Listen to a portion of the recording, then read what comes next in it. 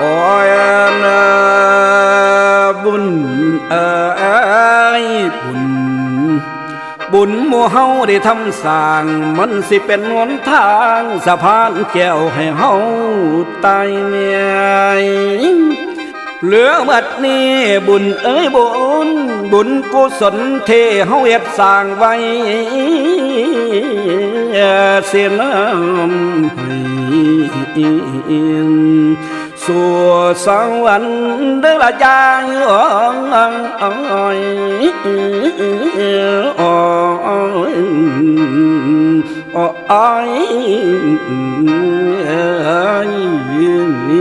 ลานะ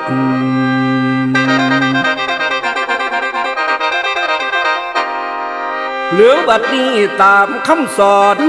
พุทธองค์ได้กล่าวไว้ให้เฮาแส่น้อใจจำการกระทำของเฮาสิส่งผลไปภายพุ่นผลของบุญนั้นสิน้ำหนุนช่วยถึงข้าวสวยสิได้ซอยยามสาตาน้อยยังคอยสิคอยคุ้มซอยรักษาคือหลวงปู่สุเพชรสุภทุตโตหลวงปู่ซ้ำวัดบ้านซ้ำอำเภอเมืองศรีสะเกษเท่านั้นดามีจิตจอในคำสอนใจอาวรณ์บ่เอ็นเอียงเงียงไปทางน้ำขัวสายปู่เอาใจวังตั้งถือท่านั่งเป็นที่พังไปให้ฮอดจอดให้ถึงด้วยมีใจน้องเสื่อมันคำสอนทานพุทธองค์แม่นใส่ไก่หลายขดคงสุดต้องน้องสิตามหาพุ่นแหลมถึงศรัทธาในหัวใจบ่หวั่นไหวได้ทั้งสิ้นรักษาศีลบำเพ็ญสร้างหาหนทางให้พ้นปอง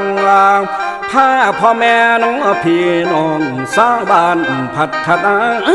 วัดบ้านซ้ำให้ลำนาบ้านมาวัดก็คือกัน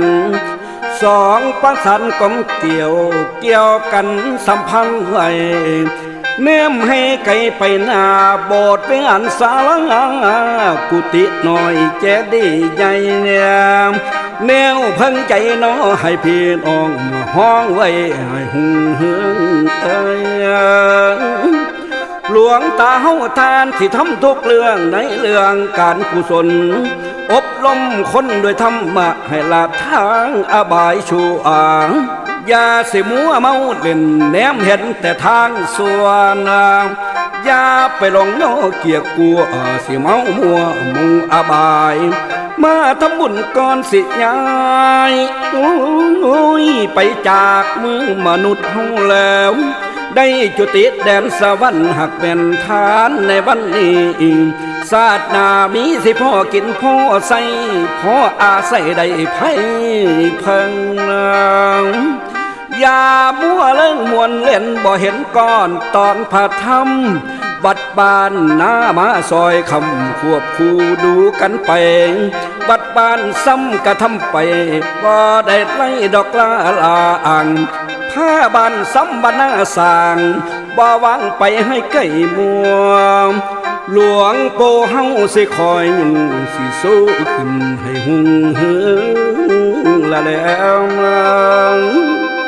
ขอหลวงปู่สุเพชรสุภทุตโตให้พองพุทธเปรียบประดุจดังศิลาจะเอ็นไว้ให้พ่ออยู่คู่วัดว่าตลอดไปทุกโพยภัยอย่าได้มาแพ้ผ่านโอ้ยละให้พ่อคอยเสริมสร้างเดินนำทางเพื่อศาสตร์ต่อให้เป็นนาโนสืบไปอย่าไล่ทิ้งแม่นวาดเด้อละยาย